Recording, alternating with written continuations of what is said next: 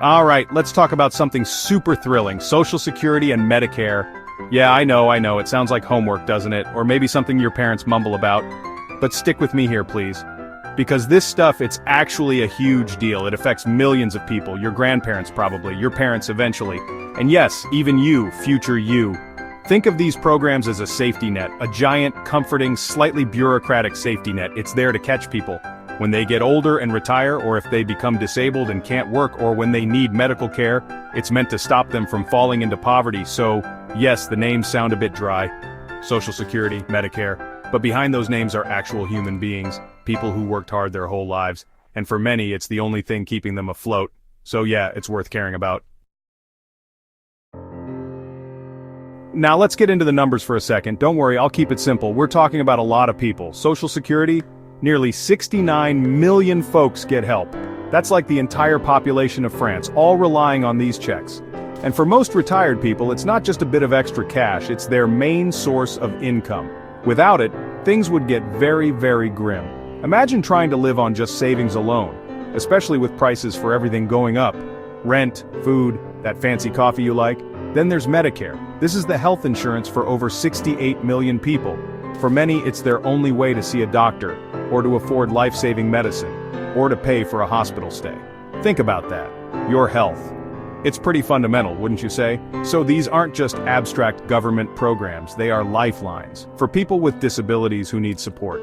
Millions are counting on this every single day, a promise of some basic dignity and security. Let's take a quick trip down memory lane, shall we? Because these programs, they weren't just invented yesterday. They have roots that go deep into our history. They have a bit of history, a legacy that has shaped our nation. Social Security is about to hit a big birthday. Can you believe it? It's turning 90 years old in August 2025. 90! That's almost a century of support.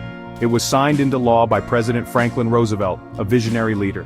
Way back in 1935, a very different time, a time of great challenges, he had this radical idea for the time, an idea that would change lives, that people shouldn't be left destitute in old age.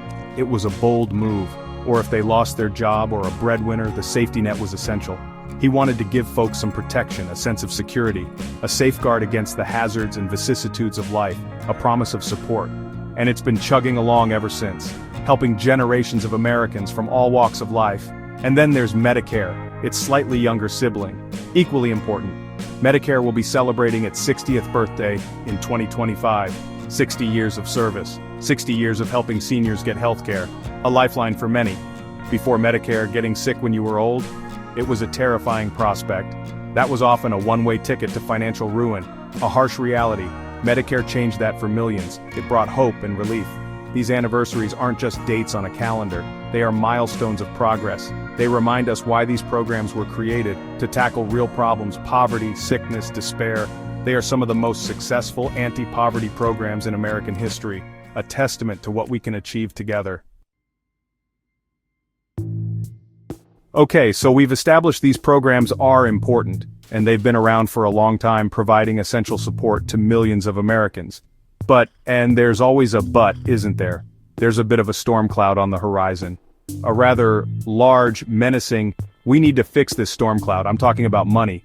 Specifically a lack of it, or a potential future lack of it. Here's the not so fun part. If Congress doesn't do something, and soon, Social Security benefits could be cut by nearly 17%, possibly by 2035. That's just about a decade away, folks. Time flies, and this issue needs urgent attention. For an average retired person, that's like losing $4,000 a year. Poof, gone. That's a lot of groceries, or rent money. Imagine the impact on daily life. And Medicare has its own financial worries. The main fund is projected to be okay until about 2035. Which sounds far away, but it really isn't. The years will pass quickly. Think about how quickly the last 10 years went. We need long-term fixes. Not just a bit of duct tape and wishful thinking, because hoping for the best is not a great strategy, especially when it comes to healthcare for millions. The stakes are too high. Social Security offices have been underfunded. This means long waits on the phone. It needs to be better. We owe it to our seniors to ensure these systems are robust and reliable. Let's zoom in from the big numbers and problems. Let's talk about what these programs actually, the real, tangible good they bring to people's lives. Because it's easy to forget that part when we're talking about trust funds and percentages, but this is about dignity and survival. For so many of our friends and neighbors and family members, let's not forget them. Social Security, for example. It's not just retirement money, it's the difference between having a roof over your head or not. It's the ability to buy food, or going hungry. It's keeping the lights on. For millions of older Americans, it is the one reliable income they have. It stops them from falling into deep poverty. And Medicare? Think about it, imagine you're 70 years old, you've worked hard your whole life, then bam, you get sick. Without Medicare, you'd face a mountain of bills. Medicare steps in and says, we've got a lot of this. These programs allow people to live with less fear. Now, there's a word that gets thrown around, a really annoying, misleading word, entitlements. As if Social Security and Medicare are some kind of gift, like a free cookie you didn't earn. Let me be absolutely clear, that is nonsense. Total, utter, complete balderdash. These are benefits. Say it with me, earned benefits. You or your parents or your grandparents paid for these, with every single paycheck they ever got. A little bit was taken out for Social Security, a little bit for Medicare. It's called a payroll tax. It's right there on the payslip. This isn't a handout from a generous government. This is people paying into a system with the promise that it will be there for them. And this is super important for younger people too. Yes, you. The ones scrolling on your phones. This isn't just about old folks. This is about your future retirement security. You are paying into this system right now, or you will be, as soon as you start working. So we know these programs are vital. They are the lifeline for many, providing essential support and security. We know millions depend on them.